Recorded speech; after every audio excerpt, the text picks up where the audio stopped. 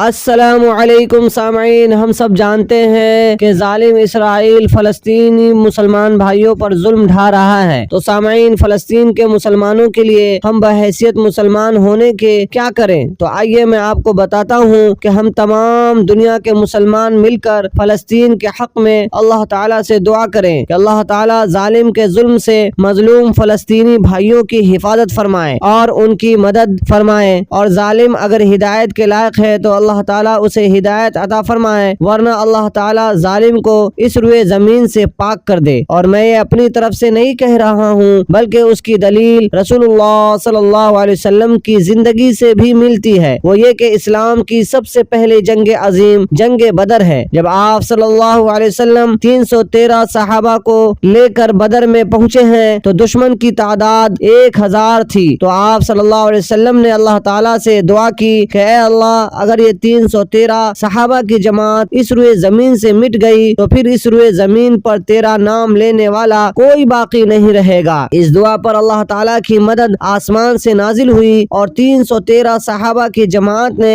1000 دشمن کے لشکر کو دھول چٹائی اور مسلمانوں کو فتح نصیب ہوئی۔ تو آئیے ہم سب مل کر فلسطینی بھائیوں کے لیے دعا کریں کہ اللہ تعالیٰ فلسطینی بھائیوں کی مدد فرمائے، آمین۔ تو ویڈیو کو لائک کریں، چینل کو سبسکرائب کریں۔ یہ ویڈیو کیسی لگی کمنٹ باکس میں ضرور بتائیں۔